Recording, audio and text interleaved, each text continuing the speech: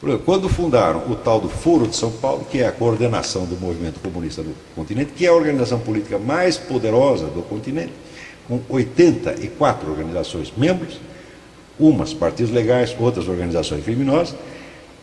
Ora, se eles estão coordenando uma estratégia de amplitude continental, eles devem fazer o possível para que os seus potenciais adversários não tenham uma contra-estratégia. E para que não tenham uma contra-estratégia, o melhor é que não fiquem sabendo de nada.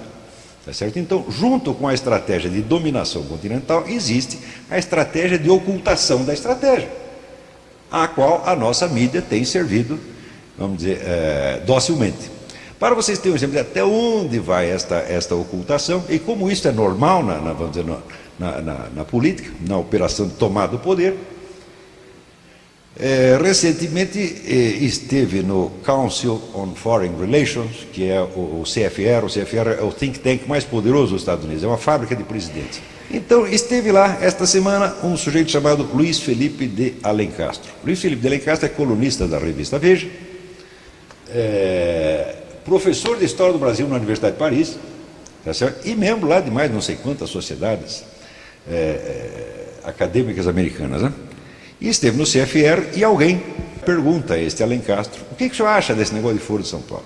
Resposta do Alencastro do alto da sua autoridade acadêmica: nunca ouvimos nada a respeito no Brasil. Não sabemos nada disso. E é maluco observar como essa coisa cresceu. Foi um jornalista conhecido como sujeito muito conservador e de extrema-direita, que escreve num semanário do Rio, quem começou com toda esta coisa. Nunca ouvimos nada a respeito. Ora, em primeiro lugar, é absolutamente extraordinário que um professor, um acadêmico, um homem de ciência, use a sua própria ignorância da existência de uma coisa como prova da inexistência da coisa. Quer dizer, eu não sei que existe, portanto não existe. Já é um raciocínio que deveria dar demissão por justa causa. Mas no caso de um professor universitário. Mas no Brasil não dá, não. No Brasil é o contrário, isso é normal. Porém, além disso, ainda tem um segundo detalhe. O sujeito diz que existe um falatório a respeito, que foi lançado por um jornalista de extrema-direita, que evidentemente o único jornalista que escreve a respeito sou eu, então provavelmente o extremista de direita a que ele se refere sou eu. Tá certo? Se ele sabe que existe um falatório geral, e ele sabe até onde começou, e se ele observou o desenvolvimento desse falatório até ficar espantado com as dimensões que a coisa tomou, como é que ele diz que não ouviu nada? Então, o sujeito está, obviamente, mentindo. Se ele trabalha para o Foro de São Paulo, tá certo? Ou se é somente um inepto que quer parecer bacana na frente do CFR, eu não sei. Mas uma das duas coisas, indiscutivelmente, é.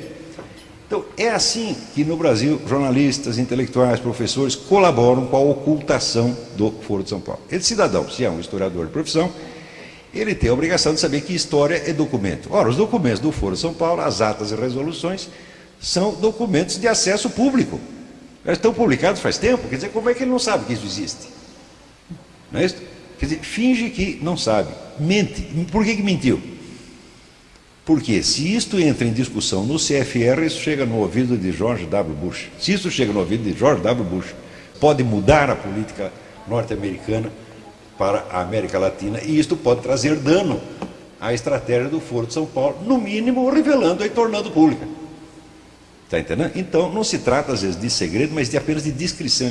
Não é secreto, é público, mas de preferência discreto para não ser contestado, não ser discutido e não ser atacado. E isso é um procedimento normal na conquista do poder, só não é normal dentro da ordem democrática. Na ordem democrática, se entende que nenhuma corrente pode tentar monopolizar o poder, nem mesmo tentar. Qualquer partido eleito numa democracia, ele só é eleito com a condição de que ele aceite que tudo aquilo que ele fizer enquanto está no poder pode ser desfeito pelo governo seguinte.